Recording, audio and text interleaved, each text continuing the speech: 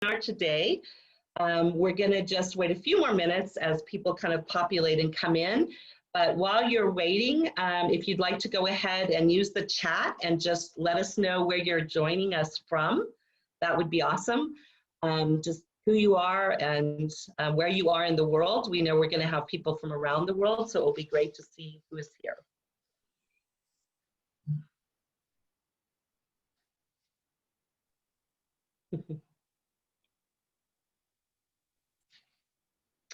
Okay. Let's see, 9:03. Yeah, we'll wait a few more minutes. This is the webinar, Feminist Futures. Women's leadership in movements is critical to success. And we were just talking with the panel before we get started that it's a hard time right now, and I think you're really going to find a lot of reason for hope for people that aren't giving up. And really learn a lot of nuts and bolts information in our webinar today. Let's see, we've got Janet from Nelson Mandela Bay, South Africa. Katie from Pennsylvania, welcome Katie. Portland, Oregon, Kelsey. Natalia from Oxford University, UK. And she was a student of Marie Berry's. Dr. Berry's at the University of Denver. We have Alice Martins from Sao Paulo, Brazil, Sarah from Boston, Mass, Eric from Brooklyn, New York, Jen from Glendale, California. Welcome, everyone. Okay, so I think we're going to go ahead and get started. Gina, are we ready for recording? Yes. Great. Okay, and we're now live on Facebook as well. Grace Camus from Kenya, Mary from Denver. So we've got people from all over. So hello and good morning, good afternoon and good evening to everyone joining us from around the world for this exciting new webinar. And I just mentioned the name, Feminist Futures, Women's Leadership in Movements is Critical to Success. As we get started, you'll see that people are writing in the chat box. For those of you that are joining us, let us know where you're joining us from. This is our fourth webinar in our bi-weekly series, People Power, COVID-19 and Beyond, which center and amplify the voices of grassroots activists, journalists, trainers, and scholars. Our experienced panelists will share their knowledge and experience about the nuts and bolts of how to wage constructive and successful nonviolent campaigns and movements for change. I want to give a quick shout out to UN Resolution 1325, Women in Security, as it celebrates its 20th anniversary this week. As we all know, security is not just about guns and weapons, but more importantly, human security and human well-being. And women play a critical role in community peace building and nonviolent action for change. You'll hear today about several amazing campaigns and movements that seek to build feminist futures and new ways of organizing our communities and our world. Our webinar series is co-convened by Waging Nonviolence and Solidarity 2020 and Beyond. I'm Catherine Hughes-Freytek, one of the co-founders of the new Solidarity 2020 and Beyond initiative. We're a network and growing coalition of organizations, activists, scholars, journalists, and psychosocial practitioners. We believe in the power of ordinary people to organize and mobilize to change injustices in our local communities and by extension, the world. We believe that this pandemic is a key trigger moment providing new opportunities but also dangerous realities as well. Our new website is up and running, so you can check it out at solidarity2020andbeyond.org. We're on Facebook and Twitter and Instagram, so you can like us there. We'll be doing a lot of kind of videos and highlighting of activist voices over the next coming months. And if you're an activist, we invite you to join us at our Global Grassroots Activist Network, now with 125 plus members representing 100 countries around the world. I want to thank our great team, my fellow co-founders and Rotary Peace Fellows, Marita Rainbird from Finland and Vedran Obacina from Croatia, and our assistants, Gina Standard from the US, Francesca Falasca from Italy, and Paul Magu from Kenya. Now I'm going to turn it over to Sarah from Waging Nonviolence, and we'll go over some guidelines and get started. Go ahead, Sarah. Thanks, Catherine. So my name is Sarah Freeman-Wolpert, and I work with Waging Nonviolence as a writer and associate editor. And we're really excited to be one of the co-conveners today of this webinar. Some of you may know, but Waging Nonviolence is an independent nonprofit media platform dedicated to providing original reporting and analysis of social movements around the world. It's been running for a little over 10 years, and we mostly focus on reporting from contributors in countries all over the world, especially in the global south, with a special focus on overlooked movements and perspectives that aren't always represented in the mainstream media, kind of understanding how movements come together and how they can drive change. So we're really excited to be part of this conversation today. Obviously, we believe really strongly in the important role that women play in social movements and nonviolent action around the world. And you can check out Waging Nonviolence at www.wagingnonviolence.org. Wanted to go over a structure for today's webinar panel and some guidelines and procedures before I turn it back to Catherine. The first is that we're streaming live on Zoom and on Facebook Live, and we'll be monitoring comments and questions on both platforms. The event is being recorded, and by participating, you're agreeing to the webinar being reposted on our YouTube channels, which includes Waging Nonviolence and Solidarity 2020 and beyond. This panel is scheduled for 90 minutes. It'll include brief presentations and overviews by the panelists, and then a discussion among the group. So in the last 20 minutes, we'll be open for discussion and questions and comments and Q&A with participants. If you have questions as we go forward, please text them into the chat. And when called upon by the moderator, you'll have the option to unmute and ask your question or comment directly. Also, we just wanted to say that we know people have many different perspectives and positions that they're bringing into this call, and we welcome all of those, but we ask that you communicate these respectfully, or we'll delete the comments or remove you from the event if there's any disrespectful nature in the chat box. It's just important to say. And then finally, you'll receive a link to share the recording of this program after it's complete, and you can sign up now. There's a link in the chat box for the next webinar that we'll be doing on October 21st at the same time, just before the US election, which is titled Lessons from the Global Fight for Democracy. So I'm going to turn it back to Catherine. Thanks again for having us, and it's great to be here. Thank you, Sarah. So I'm going to get started, and Marie Berry, Dr. Marie Berry is our moderator today. We're so lucky to have her. She is an amazing author, writer, researcher, and activist.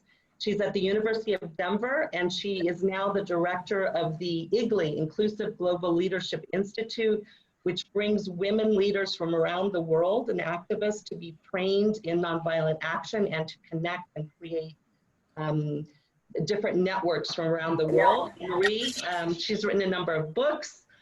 She's written a number of research projects. She's worked on transitional justice, on mass atrocities. So I'm going to turn it over to you and let you do a little bit more of an introduction.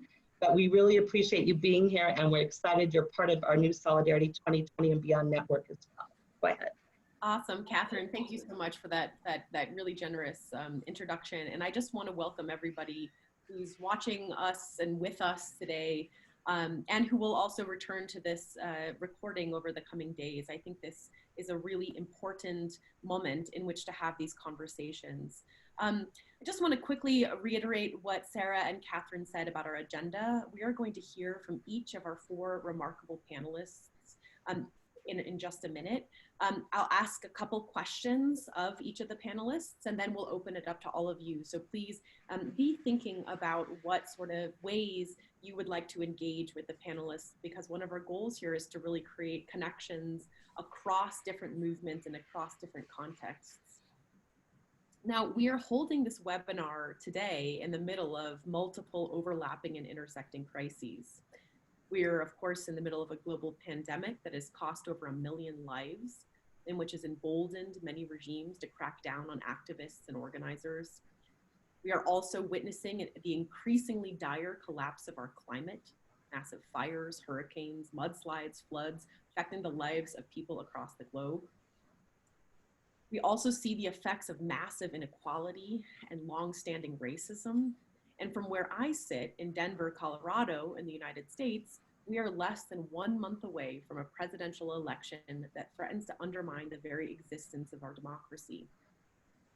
At the same time, we are witnessing a massive outpouring of people-led movements to resist these worrisome trends, and feminist movements in particular for gender justice, for queer justice, for climate justice, and more are giving me some hope in the context of these worrisome broader trends. And as Catherine said, this month we also mark the importance of including women in building peace and more democratic futures as we mark the 20th anniversary of the Women, Peace and Security Agenda that launched in 2000 with UN Security Council Resolution 1325. So today I'm really delighted and excited because our panelists will share about their own work in building more feminist futures, futures which actively dismantle forms of oppression and which seek to build societies and worlds in which all people are free from all forms of oppression and harm. I'm thrilled to introduce you to Rana Abdelhamid, who is the Executive Director of Malika, a global grassroots movement committed to building safety and power for all women through self-defense, healing justice, community organizing, and financial literacy. Also to Mariam Azim, who is the manager with RISE and a nonviolent action trainer and organizer focused on women's rights and gender justice from Pakistan. Ruth Mumbi, who is a grassroots women of the Grassroots Women Initiative Network from Kenya. Carolina Muniz, who's a member of the School of Activism, a network of popular educators in Brazil who support progressive social movements. And these four incredible feminist activists are going to share more about their work with each of you. So Rana, I'd like to start with you. If we could turn it over and allow you to introduce, or give you some space to introduce yourselves to everybody here. Yeah, for sure. Thank you so much for that introduction. I'm super excited and honored to be in conversation with you all today and super excited to learn from everyone. I'm also based in the US, based in Queens, New York. So all of that really resonated with me in terms of what a trying time it has been. I'm excited to kind of frame a little bit of this conversation with the work of Malika, how Malika was started, our vision for gender justice in the context of both the US and then also across the globe, and then kind of couch it into the current reality that we exist in today and some of the grassroots organizing work that we've been doing right here in Queens, but also beyond across the US. So Malika was founded about 10 years ago, actually when I was 16. I didn't choose for Malika to start, and I think a lot of feminist activists, a lot of activists come into this work not choosing to do this work, but rather from a place of survival, from a place of wanting and yearning to heal, and from a place of wanting to transform systems of violence and systems of oppression that we have to interface with. And that was kind of my story. I grew up in Queens, New York, in a post 9/11 context where both state-sanctioned NYPD violence, but also hate-based violence was very pervasive and impacting my community. And there was one moment where I was walking down the streets in Queens, and I was unfortunately assaulted by a man who tried to take off my hijab. And that moment of a hate-based attack was really terrifying for me as a young girl, and made me feel really vulnerable and unsafe in my own skin. But at the time, I didn't necessarily even have the language to talk about hate-based violence in that way. I didn't have the language to articulate the ways in which my communities was being impacted by different levels and layers of violence. But I did kind of see in my neighborhood how immigrant women would come together and hold each other in very beautiful ways.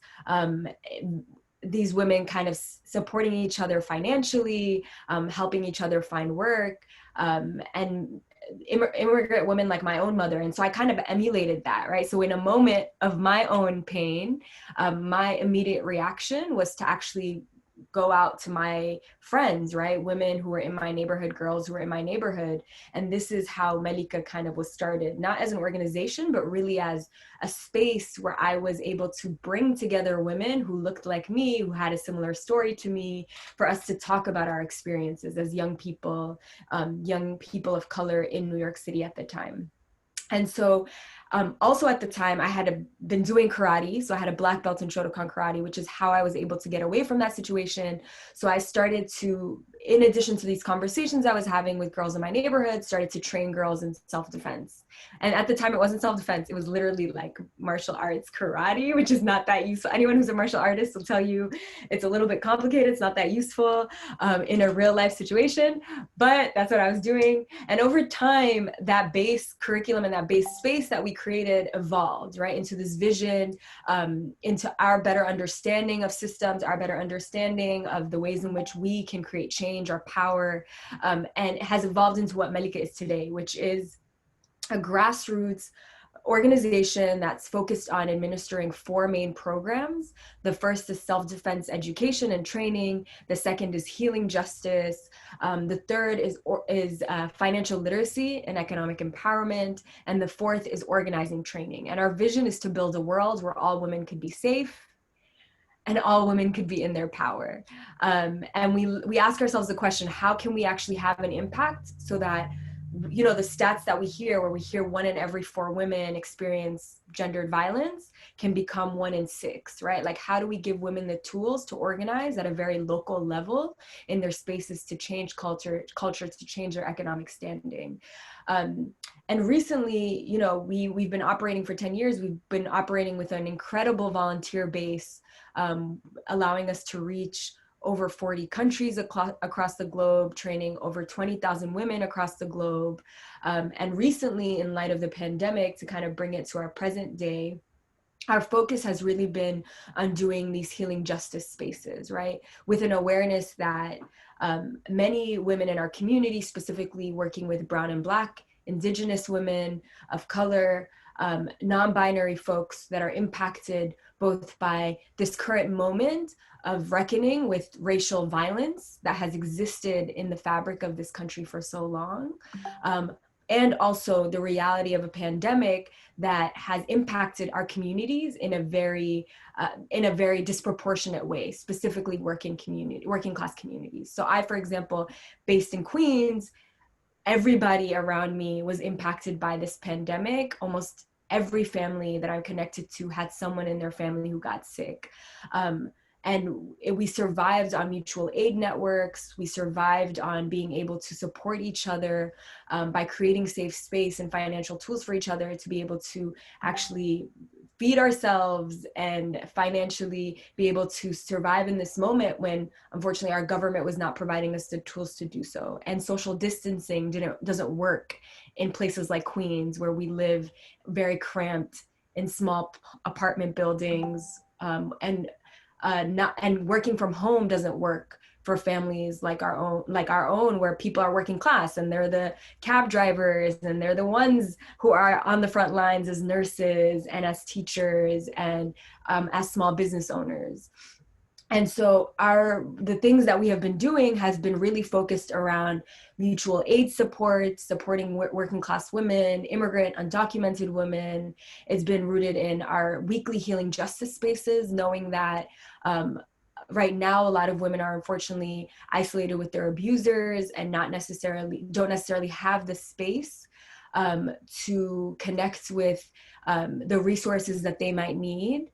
I got it. And I can't believe I spoke that long. When you said 7 minutes, I was like, there is no way I'm going to speak for that long, but I just like went. So that's basically what we've been focused on. And it's been a really beautiful journey. And I'm really excited to hear from the rest of the panelists as well about their work. Rana, thank you so much. To be honest, I could listen to you talk much longer. So I look forward to having a chance to come back with some questions. Very great. Thank you so much. Yeah, I want to turn it over to Mariam Azim, who's coming to us today from Pakistan. Mariam, take it away.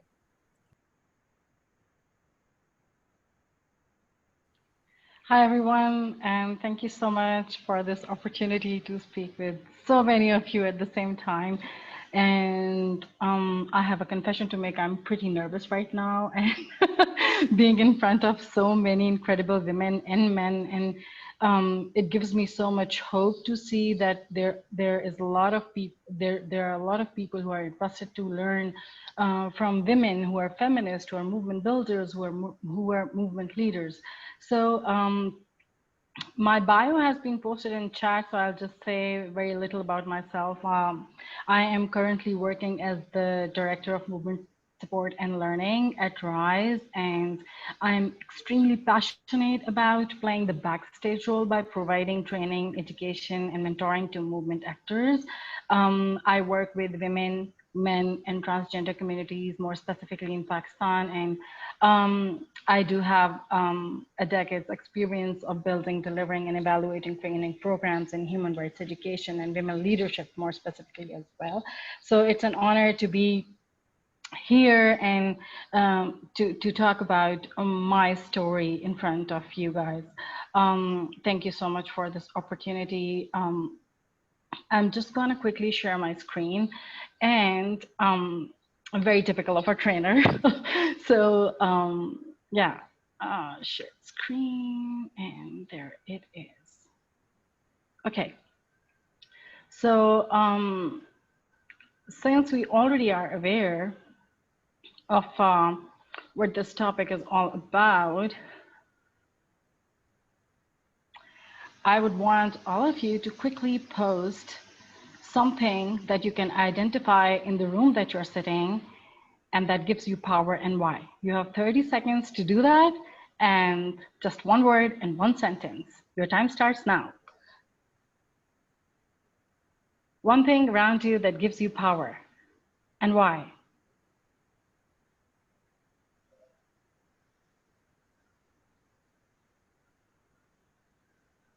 That's great. 15 more seconds. Coffee, plants, radio, African people's flag, love because that keeps me going under tough times, books, my knees, a roof over my head, the skull, my body, my cat's cat, love, the table, book about plant medicine, symbol of empowering knowledge. Thank you very much, folks. Movement, my partner. Okay, natural space is being with women who are also powerful and fighting for justice. And I think that is one of the form of sharing space with women who have very strong history of working with movements and being an incredible contributor to specific movements.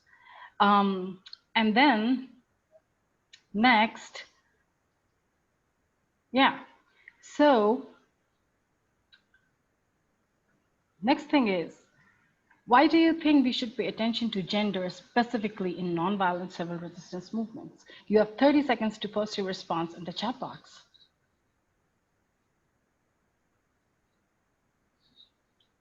And you have 25 more seconds. Equity, inclusion, diversity is power. Thank you, Susan. Good to see you here. You have 15 more seconds because they utilize nonviolent creative tactics, shifting power. Ooh, so many like banging pots and pans. Women keep nonviolent discipline. No real change can be made without dismantling gender oppressive systems. That's true. Getting security sector to desist. Solidarity across all oppressed people. Focusing on life affirming, regenerative change. Thank you so much, folks, for such tremendous responses. Thank you. The time is up, so I'm going to move to the next slide, and I also have only 7 minutes to present. So these were a few of the things that we got in the chat box responses, and I'm just going to present a summary. Women bring more creativity in the movements. This picture is from a movement in Palestine, and these are all the women who are chanting, singing, beating drums, and singing in solidarity. And we know this woman, right? Any clue? Yeah, this is Ala Salah Sudan, who recited poetry standing on the roof of the car. This is how women have reclaimed their voice during the latest anti-regime protest and are determined to secure their place in the future. And also because women do pose moral dilemma, and mass gatherings of women poses a particular moral dilemma to security forces who are trained to respond aggressively. And presence of women can both temper a violent response by security forces, least willing to open fire, and encourage greater participation. And similarly, inclusion of women in movement, it increases the mass participation, which ultimately increases the legitimacy of the movement. Women's participation in the movements and outside movements open more possibilities of collaboration and expansion of networks that may become very strong allies for the movement. And yes, this is my latest. This is the latest and my most favorite image these days. This is an image from Belarus movement that is led by mostly led by women, and it is called "Embroidering the Revolution," and I'm just loving it so much. And there's another picture of women, and this picture is from the protest in Minsk. When women lead, everyone feels spark and make efforts to get involved from homes, schools, and offices. And women's participation in Belarusian revolution also opened avenues to find ways for coexistence. So why am I here? I'm a backstage player, as I mentioned in my introduction, a trainer and educator in the field of nonviolent civil resistance, and I would like to share how to build capacity building and training systems that do not isolate women, rather ensure women's inclusion and participation in the process of training and capacity building for movements. And I work at RISE, as I mentioned. RISE is a global network of movement building coaches who train and support grassroots movements and their local communities. RISE provides coaches with strategies, skills, and resources to partner with and train activists in the community, creating a force multiplying effect that helps movements sustain and grow the impact. And we are currently running a fellowship program, which is called Global Coaching Fellowship. It is a 6-month interactive learning program that provides opportunity to veteran coaches and new coaches to learn from each other and also build strong allies so that they learn from each other how to support movements through training and mentoring. So I would like to share how RISE ensured women meaningful involvement in capacity building and movement support work. Okay, I have 1 more minute. So very quickly, one of the ways that RISE ensured women's inclusion and participation is supporting women to move away from the logistical barriers. And I will give you an example. We have a veteran coach from Uganda who participated as a coaching mentor from Uganda, and she's also founder of an organization. When she had to come to attend a retreat in Nairobi, Kenya for the Global Coaching Fellowship, she had to travel with her little baby. The training was important, and so was her baby. We arranged a nanny for the duration of residential retreat so that she could focus on the training while the nanny stays with the child. It sounds simple, but it goes deeper than that. We applied principles of inclusion and gender lens to budgeting, planning, and implementation, ensuring that no woman is left out because of challenges that they face at domestic and professional level. And it is another way that we ensured is that ensuring the inclusion of gender-related topics in the training curriculum. It is important to understand that specific interests of men and women, they differ from each other, even if they're sharing the same space. And it allows a multi-dimensional approach to include women's perspective in the designing of the curriculum. The Global Coaching Fellowship curriculum ensures the inclusion of resources and modules that allow understanding issues, processes, and contexts that are specific to how they affect women. And the last one is the 2 toolkits. So RISE has the MMT, which is the movement mapping tool. It allows the coaches to understand what are the needs of the movements. And it is a participatory research process that also included women. So women who were part of movement, they also had a chance to voice their concerns and express their specific needs. And the other part of the toolkit is the first exposure training, best suited training model that deals with the challenges that women face in terms of participation in capacity building workshop. It asks you to stay for maximum 3 to 4 hours, not to forget breaks and icebreakers that are included in the session. And the session is short, focused, it is loaded with learning. The timing of the workshop, it suits women. If a woman is not working, it is much easier and manageable for her to leave home and domestic chores for 4 hours. If a woman is working, it is much easier to take a half-day break and come to the workshop without making your boss angry. All the modules of the GCF have gender lens to it. All the modules are independent. If they want to take a module, they can come take a module. If they want to skip, they can wait for the next time. And this is the end note. We need to invest in women. We need to involve more women who are researchers, writers in the field of nonviolent civil resistance. We need to ensure that we need to apply gender lens when it comes to visioning, organizing, tactical choices, strategic decisions in movement building, because this is what it will increase power. And women should be an integral part of the process, including monitoring of the implementations and agreements and settlements. We need to train more women with gender lens, gender perspective, and the application of these perspectives is very important when it comes to the training and curriculum designing. Thank you very much. Thank you so much, Miriam. And I think there'll be a chance to kind of get into some more of the details in a few minutes if we still have some time. So Ruth, Mumbi, I would love to turn it over to you.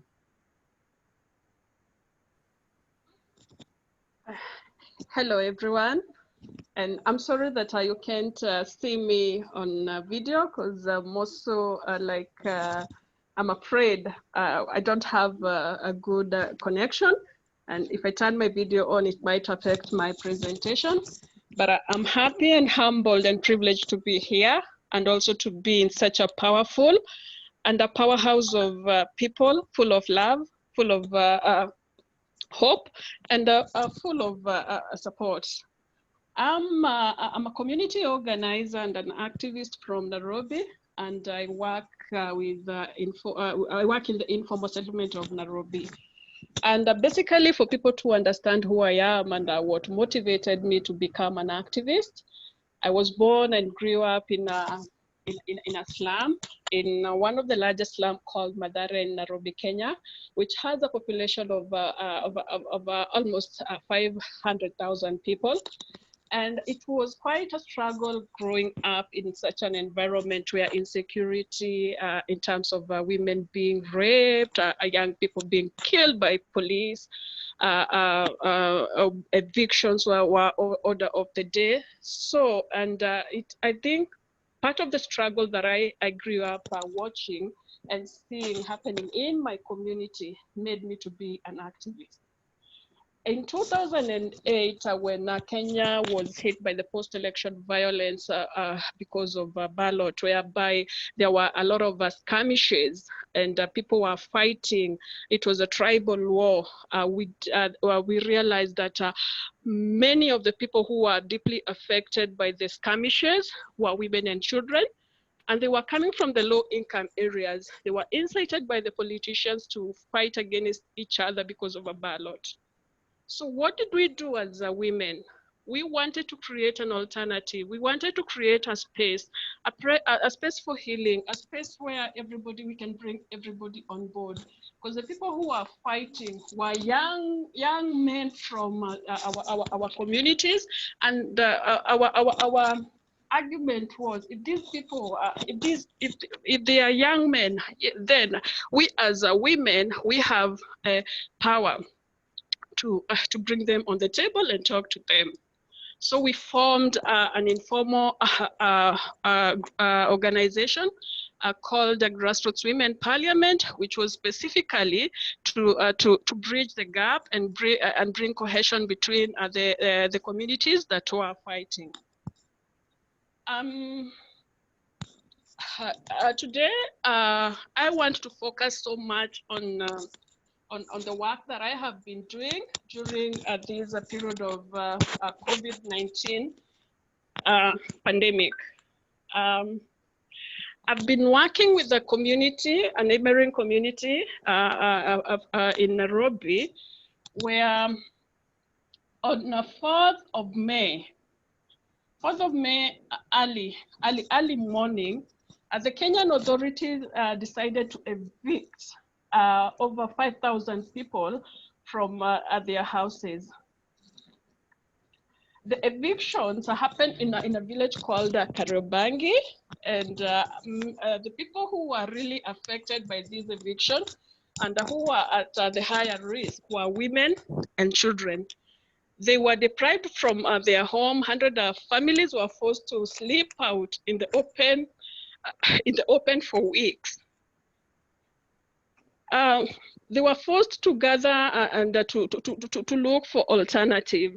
Imagine when people are grappling with a pandemic, when people are being told to keep to social distance, when people are being told to stay at home, and when people are being told to follow the protocols that were set by the World Health Organization, the Kenyan government decided to evict people in such a crucial moment.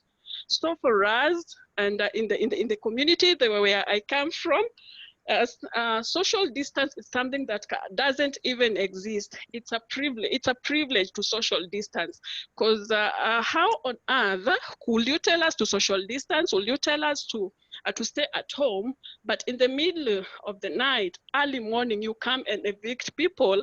And there was even a court order that had barred those evictions. The United Nations had called the Kenyan government to give moratorium not to evict people during this time, but the government went ahead to evict people.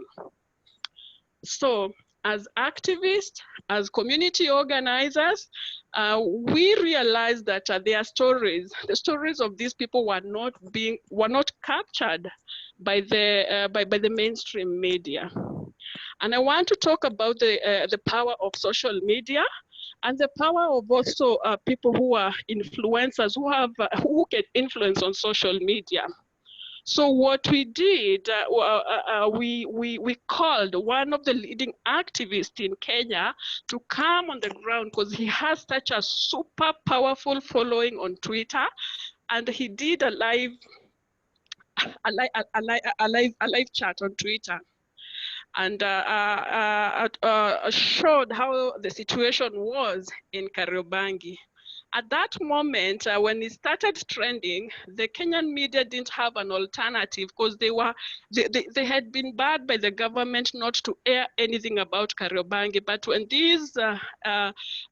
when the activists came and showed the world what was happening, they didn't have an option other than to just show what was happening. So we became as alternative voice. We became as an alternative support for this community. Because women, as I had said, it was already 4th of May. People had already paid rent, and the people were still struggling. Majority of people who are living in this community are informal domestic workers and informal workers. And because people had some majority of people had lost even livelihoods, because there were companies were retrenching people because of the pandemic. So it was very inhuman of the Kenyan government to do that to its own people. It was so crude. So we decided to bridge the gap, to be the gap of these people, to become the voice, as we have always been. Because when we started the Bunge, Wamama and Grassroots Women Initiative Network, we were inspired just to amplify the struggles of a common woman who live in the informal settlement, what we go through on a daily basis, and also to ignite that power to forge for change. So for us, it was so we started mobilizing resources, humanitarian resources in kind, and I'm glad that the kind of solidarity we got both locally, regionally, and also internationally was massive.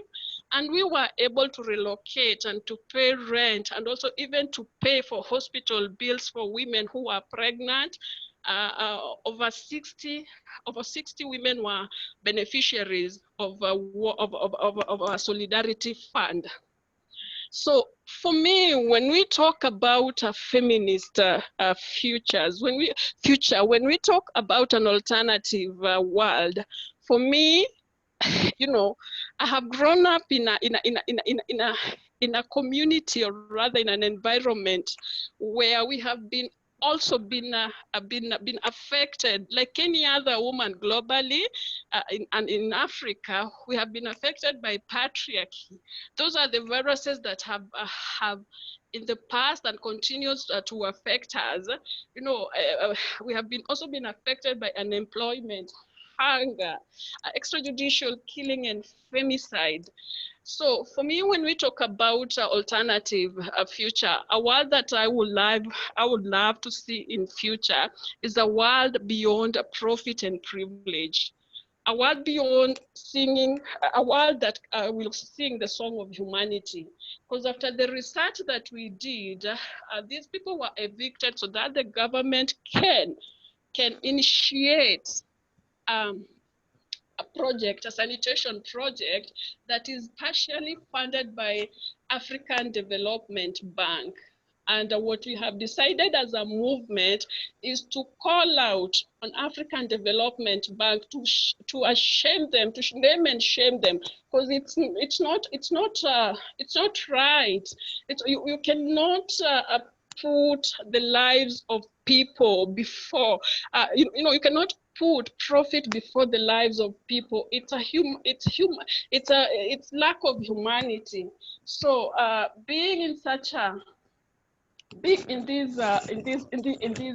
on this platform, having engaging with people from a different world, I would really love to see, to see people. I would really request if you can stand in solidarity with us, because this is a very, very emotive struggle that we have started, demanding justice for the evictees of Kariobangi. If you are on Twitter, if you are on Facebook, you can just tweet and say justice for Kariobangi, and also tag along African Development Bank, because that's the only pressure that we can help us get justice for these people. Thank you. Thank you so much, Ruth. Mumbi, this is incredibly powerful testimony, and really, I think, a microcosm of so many of the underlying structural forms of violence and oppression that exist in so many different places today. I think what you've called into our to the forefront of the conversation is just a manifestation of so many of the different things: patriarchy, colonial legacies, capitalism, all the things that you mentioned. So thank you for providing us that that overview. I want to turn finally to Carolina. Carolina, please take it away. Thank you. I'm really happy to be with everyone here to talk about this work that I'm so passionate about, that I have had the pleasure to be part of. So I'm here to tell you the story of a movement building effort that I am happy to contribute in with sex workers, mostly female sex workers, in a city called Belo Horizonte in Brazil. So I'm just gonna really quickly share with you a few images, because I just want to make this more tangible for everybody who doesn't really know the area or the issue. So let me go ahead and share my screen. I'm usually really slow doing this, so sorry.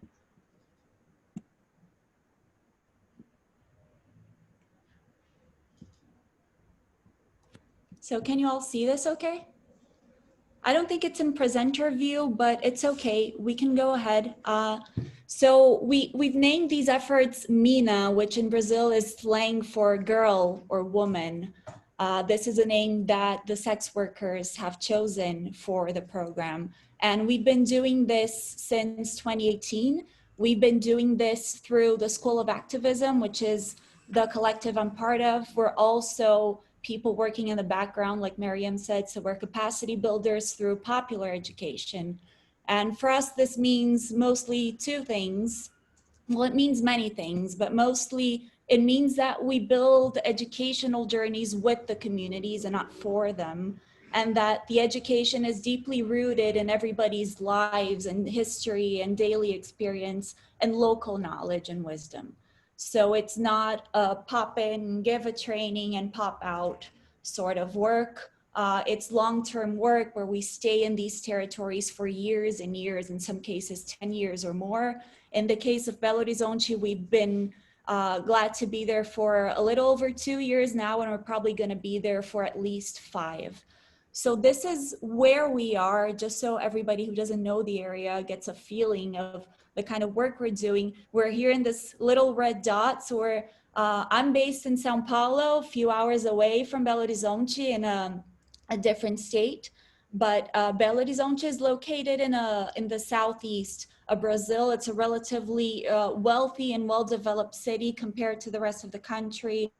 It's a big urban center where millions of people are living in, but it's also a hub for prostitution in Latin America. So tens of thousands of women go there to do sex work. Most of them are migrant women coming from other poorer parts of Brazil to stay there for a few months or a few weeks away from their families to really make a living and get some sort of income to bring back to their families. So the theory of change we're working with is if we can really strengthen a core network of politically aware activists in the sex work community that is also diverse in terms of location, where they are located across the city, in terms of gender identity, in terms of sexual orientation, in terms of race and age, this network of activists can help lift up the conditions for all the other tens of thousands of women living in this area, which we can't just reach by ourselves, right? So another thing is that I know prostitution is a controversial issue for many people, and even across the feminist spectrum, there are different views on this issue. So I'm really eager and happy to be in a conversation about what your views may be once we get to the Q&A part. For us, this work is not really about encouraging the women to leave this kind of work, to stop doing it, but really to create the conditions so they can build opportunities to find dignity in this work and make safer and wiser choices about whether they want to stay in this work in a sustainable way where it doesn't hurt their body, minds, and souls, or if they want to leave this work and have the opportunity to find income somewhere else. So it's not at all about encouraging the women to leave this kind of work.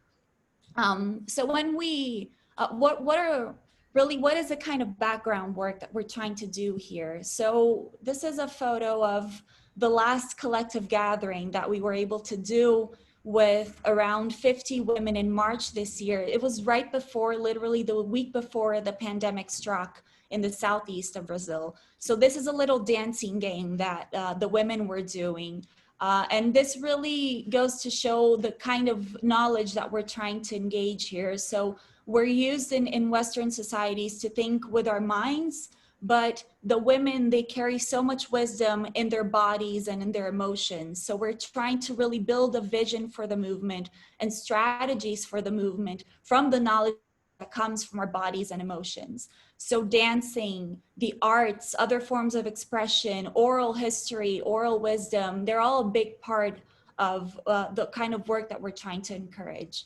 Actually, the vision for this movement was built through the bodies of the women. So they did this little exercise where everybody drew a contour, they outlined their bodies, and they indicated what kind of world they were willing to, they wanted to achieve through the different body parts and how these body parts wanted to exist in this world. So what does the heart want? What do the hands want?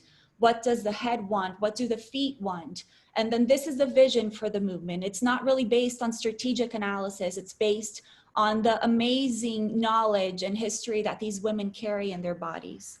So this was the last thing we were able to do in person with the women. And then the pandemic hit, and they had all these projects planned, I forgot to mention this, but the program also involves giving out micro grants so they can carry out activist initiatives and little campaigns or direct actions, short term with micro grants, which means small amounts of money, nothing above $4,000 per project. And this is also, I like to mention this because this is probably pretty innovative in an ecosystem that's still trying to shift to a movement agenda and funding. What does it mean to give out money to activist collectives of sex workers who are not formalized, who don't have any experience with executing grants? So we really try to do this on a trust basis, offering mentoring throughout the process and making sure the money is just a learning platform. It doesn't really mean anything other than a learning platform and a resource that we add up to all the other resources that this community has to build power from within. So after the pandemic struck, and this is goes a little bit into the challenges that we face that maybe many of you are facing with your work wherever you are. So we weren't able to really meet in person. And there also was two different main issues that we were dealing with. The first one was the women were left without an income because the prostitution hotels, which is a characteristic of, yeah, I have a minute. Which is really how prostitution is organized in this area. The hotels were closed, the women were scared to go out into the streets, and also without an income, they were really worried about their survival. So the one thing I wanted to bring into the discussion and maybe hear everyone else's ideas on this is how do we really pair survival with activism? How do we pair aid efforts with movement building efforts? Of course, these can be connected, but sometimes there's a tension between them. So in the end, you know, the women were able to organize to do really broad efforts of mutual aid. So they distributed hygiene kits, they distributed basic food to each other. They were able to reach a network of nearly 300 of their peers through these donation efforts. So these are a few images of these moments. They don't appreciate having their faces shown to people they don't know and trust. So I made sure to place these little hearts on top of their faces. But these are some photos of the work they did distributing donations. But we're really going into an area that has lived through 20 years or more of the NGOization of resistance, where the women still are located in a politics of demand. So they're used to really asking for things and receiving them. And we're trying to shift this paradigm to a politics of autonomy, where they can really recognize the sources that they have within the community and make sure they don't have to knock on the doors of a big NGO to get anything from anyone, because they can build that power from within. This is both a strength and a challenge, and something that I would really love to put into the discussion in a few minutes with you all. Thank you. Carolina, thank you so much. And there's so much to unpack and to begin to kind of dive into in all that you have shared with us, each of you. I want to just quickly ask all four of the panelists something that stems from some of Mumbi's comments, some of Carolina's comments. You know, Mumbi talked about this, how can we get to a world beyond profit and privilege, right? And Carolina, you brought in Arundhati Roy's idea, this kind of concept of the NGOization of resistance, this way in which we actually see the kind of gutting of radical politics and of advocacy kind of movements and activist movements in so many different parts of the globe. And what I would like to ask each of you is what does it look like if your work was to succeed? What does a feminist future look like for you? And what does that consist of? And then the kind of the second question is, how do we get there? I mean, how do we get there? But starting with the question of what does it look like if you were to succeed in your work? Would love any thoughts from each of you.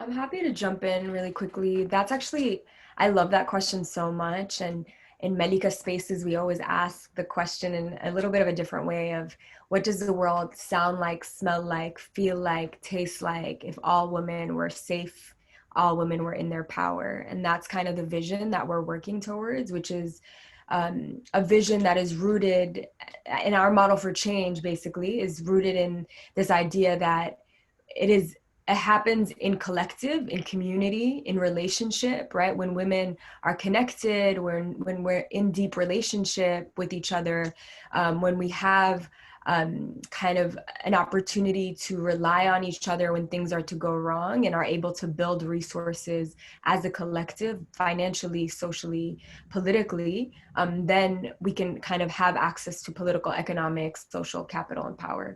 And what it feels like, right, and I feel really lucky to say this, is that I feel like I have a glimpse of what that world looks like because of the opportunity that I've had to occupy spaces with such incredible women and organizers, allies, activists, right, who have been able to create spaces where I could feel authentically myself and bring all parts of myself and not feel any type of insecurity in my own skin, and feel in my full power. And I think actually right now in the middle of this pandemic, like our communities have shown so much of what is possible when, like, in creating kind of these grassroots mutual aid networks, when nothing else is kind of lending a hand, right? No institution is providing. We are coming together to provide everything for each other in such a powerful way because of community, because of our understanding of justice. So that's really what I think it looks like. Rana, that's brilliant. Thank you so much. Does anyone else want to jump in? For me, the two words that, I think I spoke at the same time as somebody else. Oh, no problem. So Mumbi, let's go to you first and then to Carolina. Okay, I think it's we need to visualize we need to visualize for a world that we want to see in future. For me, that world to me is a world that has no class, a world that everybody is respected, and also every human life counts, because that's a world that I want to see. A world that there is no people who are living under $1, who cannot even afford food, people who are being evicted, people, young men from the slums who are being criminalized just because they are poor. We want to see, I envision a world, a feminist future, where all these atrocities that has been happening because of their class, because of your color, because of where you come from, because you don't have a name, because you're not connected to somebody powerful. When we dismantle all that, and we live as one human, regardless of where you are coming from. Thank you. Wonderful, Mumbi. Thank you so much for that. Carolina. The words that stand out to me are autonomy and interdependence. So I think they always go together. I want to make sure that I have the resources and the power within my communities to make sure that I can address my needs. And I also want a world where difference is the guiding principle in relationships and the connections. And I want a future where the communities are able to deal with the ever-changing world that we live in and adapt to that. I don't think there is a single feminist future that we can hope for. It's always going to be ever-changing, so we need to be very aware of how we can shift our ideas and our ways of living and our resources to make sure we're always responding, because we're always going to have to respond. There's never going to be a day where we're going to reach the feminist future. So it's a lot about change and shift and difference and interdependence and autonomy, because these two go together. We can never separate them.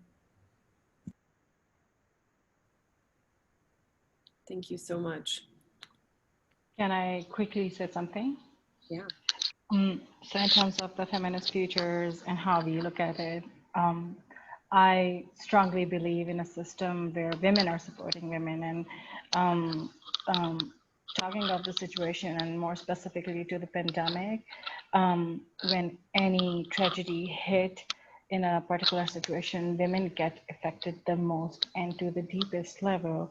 And in that kind of situation, it is, one thing that we need the most is we need to make the voices heard, and we need to make sure that the genuine voices are reaching to the systems, to the people who are drafting agendas to meet the needs of the women. And then there's also a need of empowering women, building their capacity, training them, making them more confident and more inclusive in the process, that pave path to the level where decisions are made by the women, for the women. And that is something that can happen when we work our way. We take steps to establish systems that include more women, where women are representing women, where women are making policies for women, where women are taking decisions for women, and are including voices from all the communities, not just the dominant communities, also the marginalized and the oppressed communities as well. Thank you. I think I'll reiterate what Samantha said in the comments, which is just so many amazing points. And one of the things I heard from I think from each of you is the importance of spaces to do some of this work and to actually have the opportunity to reimagine what it might look like if we build these futures to look different than the futures or than the reality, that we are living in today, the crises that are shaping so many people's lives so profoundly and so direly. I want to ask kind of a practical question and also really invite the audience to begin to kind of chime in the chat box with any questions that they would like to pose to the different panelists. But the practical question being, how do we find ways of creating those spaces for solidarity and creating opportunities to build deep solidarity, not superficial solidarity, but deep solidarity globally, right? I think we're seeing more than ever the way in which the particular dynamics in one part of the world are not disconnected from the same dynamics in another part of the world. The types of oppression that we see in the United States are not disconnected from the types of oppression and dislocation that we're seeing in so many other parts of the globe. So how do we actually create these cross-cutting, transnational, global sort of spaces for building deep solidarity? Are there ways that you've done this in your work? Are there ideas that you have how we might cultivate this going forward?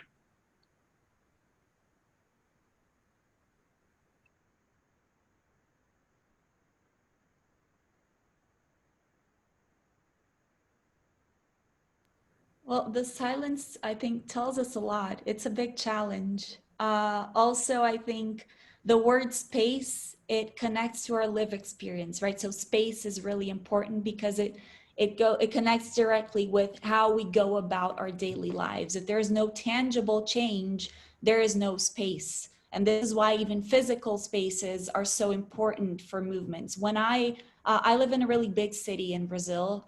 It's one of the biggest cities in Latin America. And when I go into rural parts of Brazil to support movements fighting for land, I really feel a difference. In urban movements, they change the way I think, the way I see things. But when I go to the rural movements, they change the way I live my day, my daily life. And with these transnational spaces and transnational networks of solidarity, I think the point is making sure that our tangible daily lives are changed. So if you can actually get tangible support from these networks to solve a problem that you're having in your community, if it makes a real difference in the outcome of your struggle, then these spaces can sustain themselves. At this point, I trust these kinds of spaces more than those that just want to change ideas and the way we think about things. It has to change the way we live things. I value that so much, Carolina. I think that's actually a deeply, deeply important point that so many people need to reflect on, I think, when we do this type of work. Any other reflections, Miriam? Yeah. So how to build global solidarity? I agree with Carolina. It is a challenge. There has been so much happening in the developmental sector and in the social and movement spaces, but it still remains a challenge. How to build a deep global solidarity. I think I would say that it has more to do with your attitude, and then skills can, you know, come along, but it is more often, it has more to do with attitude. You know, you listen to people's stories from a position of not knowing before, and, you know, just letting go away, you know, letting go of your presumptions about certain context or historical citation. And I think the other thing that can help us build global solidarity is to develop cross-cutting narratives of feminism, movements, justice, and then, you know, come to a collective point and see how we can act collectively. But in order to act collectively and in solidarity, we will have to build narratives that unite us all. Yeah, and I'll just hop in too. I think I would echo that, you know, obviously there's a history of complications around what solidarity in organizing could look like, because of the real reality of just like power structures, right? Like the, you know, the West and the world, you know, the rest of the world, the people call the global, quote unquote, global South. And I think, but I think there are really beautiful examples of ways solidarity has manifested, especially in this moment, especially as we're seeing with the Black Lives Matter movement and the way it's manifesting also across the globe, with people kind of standing in solidarity as well, recognizing that, for example, anti-Blackness is a global challenge, right?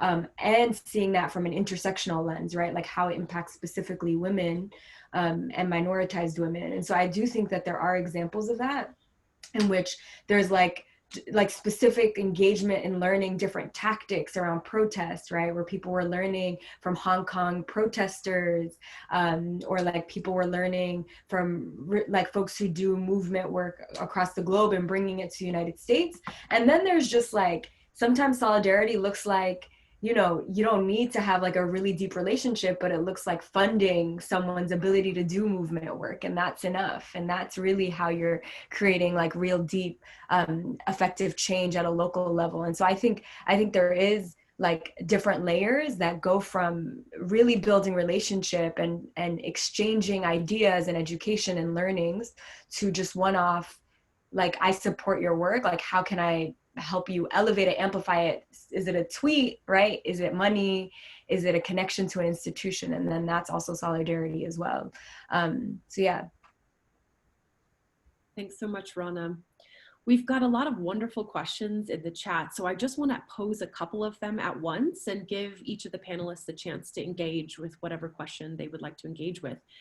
Two really are interesting in parallel to each other, and the first is from Kelsey, who's asking about what are strategies for women from dominant groups to support social justice movements without centering those movements on their experiences. And she brings in the example of the Wall of Moms in Portland recently, which got a tremendous amount of media attention, but which also recentered the narrative on white women away from the organizing kind of brilliance and energy of the movement for Black lives. At the same time, I'm seeing a really interesting question from Simon, who's asking how do we build power of marginalized women, marginalized communities, created by the different forms of oppression by society, culture, etc. So perhaps if any of the panelists would like to chime in on either of those two questions, it would be wonderful.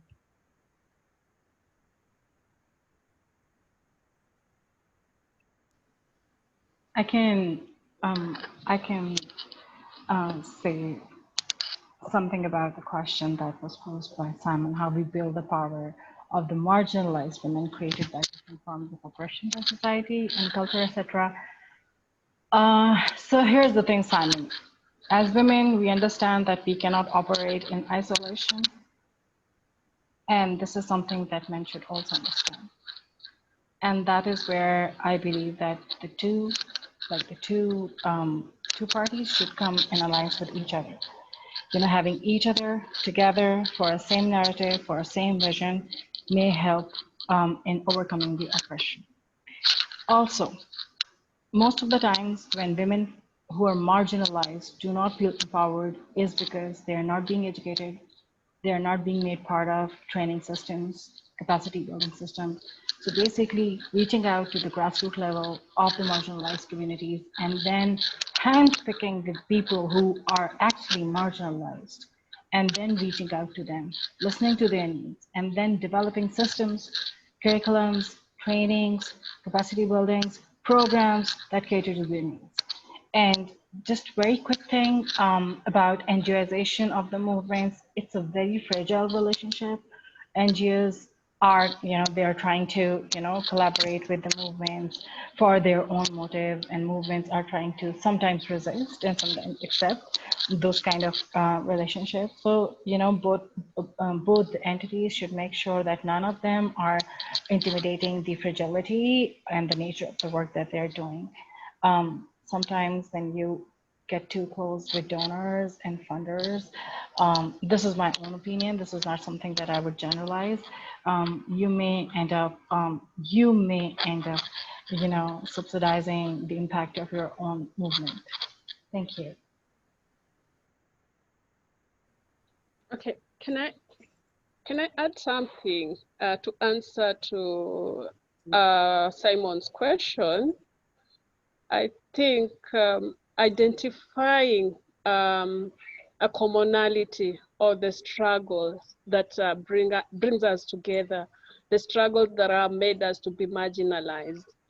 I think if we can identify and also share that struggle and as a clarion call to mobilize and bring these women together, I think that's something that personally we did in 2010 during the constitutional process, where we thought that young women were marginalized from the conversations that were happening here in Kenya.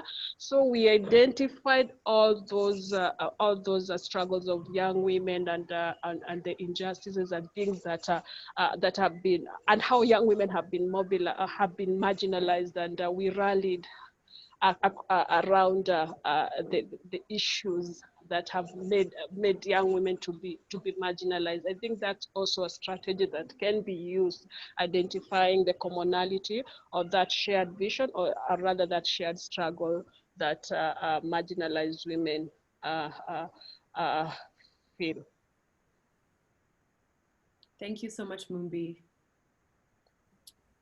I'm happy to chime in on the question, the first question you asked, just about reflecting on what does solidarity look like in a way that doesn't necessarily co-opt space, erase voices of communities that are directly impacted.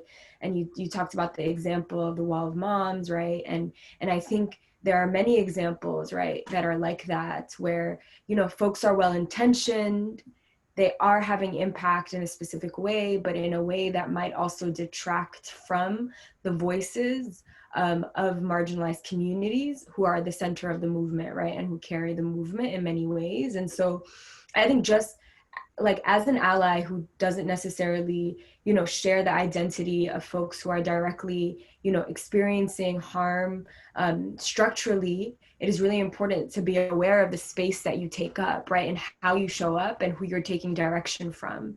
And so centering centering the perspectives of marginalized, minoritized people who have been leading this work historically becomes super important. And I think that then feeds on to the second question, because I truly believe, and this is like, again, part of like Melika's framework, that a lot of our communities don't really need to be empowered, right? Like we have the power already. We've been doing this work, right? We are survivors. We carry so many people, families, right, on our backs. And it's really just like the world hasn't been paying attention, right? Like resources haven't been distributed to where this work is already happening. The mic has been taken and given to other people who aren't necessarily where the work is happening. And so I actually think it's how do you bring shine a light on, bring resources to existing infrastructure and existing systems, and support in a way that doesn't disrupt what's already happening, is really key to ensuring that solidarity is happening in a way that doesn't dilute, but rather uplifts existing work. Rana, thank you so much. I'll just say if any of the other panelists would like to chime in, feel free to interrupt me. But otherwise, I wanted to go to another question in the chat from Pancho Hernandez, who's asking about the involvement of men in movements for gender justice. And I think it's such an important question, but it's also a bigger question than just about men, right? And I think we're having a lot of conversations in the United States, but elsewhere, about the difference between feminist action and women's involvement, right? And the way in which women can be anti-feminist in their action and their behaviors. And we're dealing with this, I think, very directly when we're looking at the nominee for the Supreme Court, Amy Coney Barrett from the Trump administration. Rana and Miriam, I hope you remember this, probably 4 years ago, we were all in Denver, part of the Igley Summer Institute, a chance for women from across the world, women identified activists from across the world to be in solidarity and community with each other. And our friend Abha Baya from India said, will you stop talking about the sexual body? It's about whether the people are feminists. And it was such a beautiful way of articulating this, that it's not about adding more women into spaces. It's not about adding more, particularly sexed bodies into different places, right? It's about feminist action, feminist participation. And certainly, Pancho, I think, the quick answer then is, if men are engaged in feminist and committed to feminist praxis and feminist goals, then of course there's such a powerful and important part of these movements, right? And I just, I thought it was, I think it's just a great question to maybe engage with a little bit right here at the end, and any way that that all of the panelists find to be related to your particular goals and movements.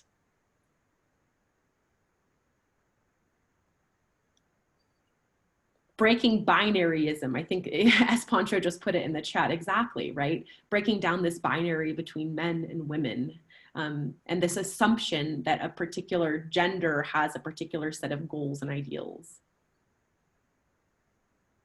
Any thoughts from our panelists on that topic?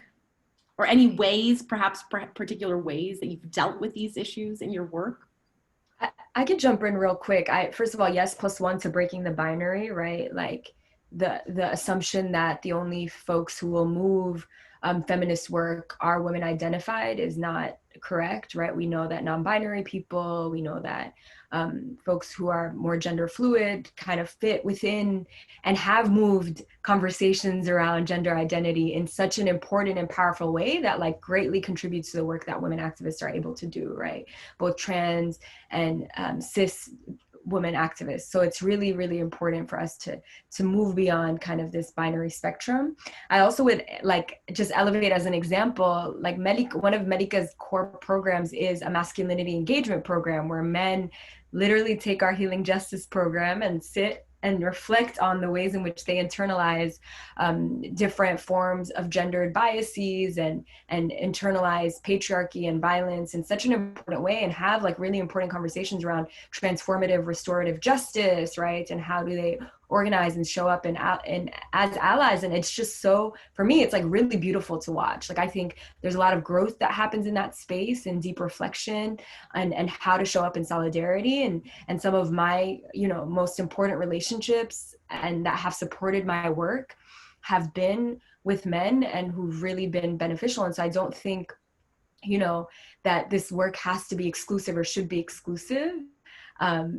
And I definitely believe that men who do the work of reflecting how they're going to show up and who reflect on their power and privilege and then show up in a way that is called upon by women is really, really important and invaluable. Yeah, also, I think in the last decades, there's been such an important development in feminist values and politics and principles that right now we can say that there's a point of entry for anyone, regardless of their relationship of difference, to the idea of what a woman is. So if you take ecofeminism, for instance, how they see that the oppression and domination of the natural world and of femaleness or women are not disconnected, you know, and how the body and the mind are also not disconnected, and how we should see land and the earth as something sacred that we have to care for as we take care of ourselves and others. These are all things that men can live by equally as women do. So I think you can, you know, maybe some parts of feminist politics may be more intimidating for men to come into, because we still see sometimes hostile attitudes on the part of some feminist groups, depending on what part of the feminist spectrum they are in, what kind of values and politics they are practicing. But there are so many different points of entry beyond that. So the way we connect to the land, to our bodies, these are all things that men can equally practice and should, because feminism is about a system, not just a part of the communities living in a system. So it's a lens to see the entire world.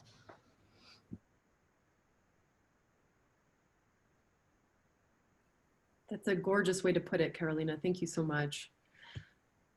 Mumbi and Miriam, I'll just offer a chance to jump in if you'd like. Otherwise, I've got a few more questions, and we've just got about 3 minutes left. So I want to quickly point to a few more in the chat box, and perhaps our panelists can also read some of the questions. But I see a question from Natalia, which is that she would, you know, she's asking basically to hear a bit more about the dichotomy of INGO work and this kind of tension between white saviorism and neo-colonial structures that oftentimes accompany INGO work versus the importance some organizations play in bringing attention to local issues, or bringing local issues, quote unquote, local issues to the global global conversation and recognition. If anyone would like to jump in on that, I think that's a wonderful question. And I also see Samantha with a few great ideas of other organizations that are doing some of this work. And I think these organizations that Samantha is suggesting also provide some interesting context for the question that Natalia is asking in the chat.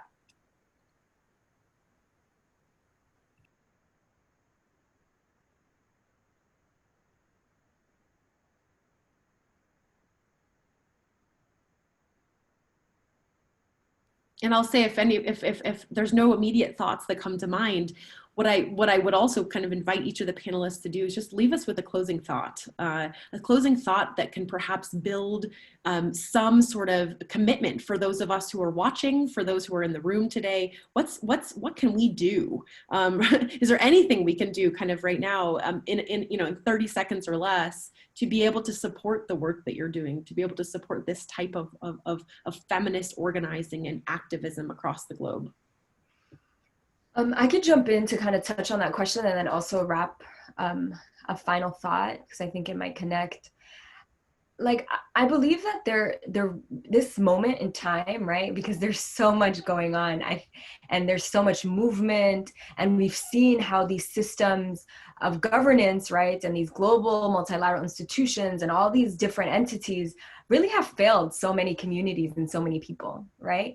And so when I think about, you know, needing to reckon with this international nonprofit structure, the history of the white savior complex, and the way in which it continues to extend, right, the reality of this neo-colonial, like these neoliberal structures, I think a lot about kind of the conversation and the ethos around the prison abolition movement right now in the United States, which is like, let's just throw it out, right? Like, if it's not working, like if it's literally contributing to the murder, right, of communities and people for so long historically, then there's no reason for us not to afford ourselves the option of reimagining what is possible, right? And really thinking, rooted in scholarship, rooted in activism, rooted in community, and the thoughts and the perspectives of marginalized people in a creative and beautiful and joyful and community-centered way, how there could be a different type of structure and institution. Like, there's no reason why we have to stick with these same types of structures that are so archaic and have done so much harm.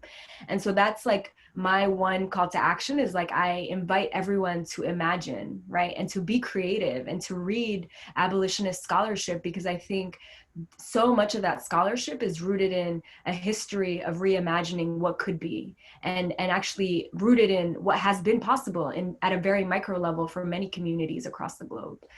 So yeah, that's my final thought, and I hope folks are eager to to also think about that. Yes, Rana, I couldn't agree more. Thank you.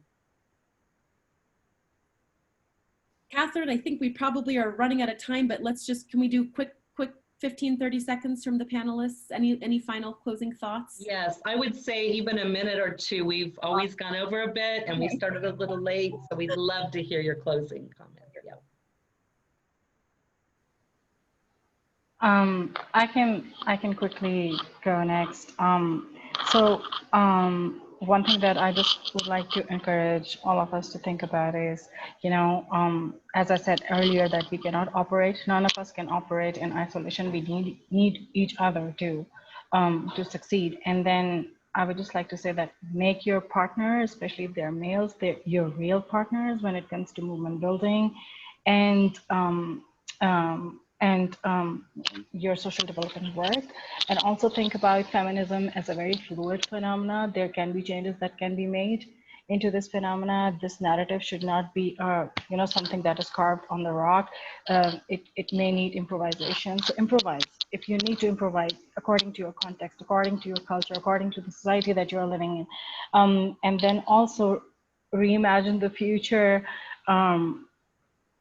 Reimagine the future of feminism, not with women only, but also with all sort of genders and sexual and gender minorities that may include trans men, trans women, cis, binary, all the LGBTQI community members. And my only call to action, or it would be, I would just like all of you to think about, whenever you have an opportunity to listen to these kind of conversations or participate into these kind of, revolutionary and transformational sessions or webinars, bring a woman along, drag a woman along. She doesn't have to be from your office or professional background. She can be somebody from your home, from your neighborhood. Start from your home. So drag women along. Make sure that people, women, men who are around you are also are being listened to and are also being empowered. Thank you. I would just like to celebrate politics of difference, where there's a place for everybody in the struggles, regardless of who you are, what your background is. There's always a way to contribute. We all have the job, and this goes for INGOs too, to reflect on what that place is in the struggle. INGOs can still contribute. They can continue to contribute for decades to come by putting movements, getting movements a seat at the table with the major stakeholders they are already in contact with. So this happens in so many communities. The INGO have a seat at the table with major stakeholders, but they don't let the movements get a seat at the table. They can help with that. There are so many resources that INGOs can offer, and there are so many resources that each and one of us can offer with a politics of difference. We all have our different singular way of entering a struggle, and this goes for how we can be allies or protagonists in a movement equally. And I'm really happy to get to know my peer panelists here doing such amazing work in different countries. Thank you. Thank you so much, Carolina. Mumbi, are you able to join us for a final? I know that Mumbi has I believe has an infant on her lap. So just want to acknowledge that if you're not able to join us, that's completely fine.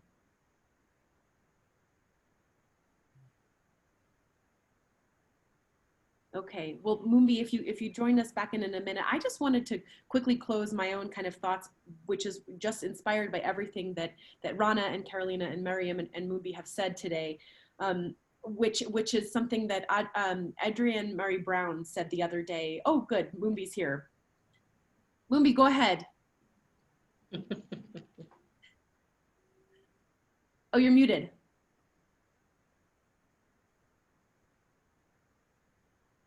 Hi, come again. I didn't get your question. I was not around.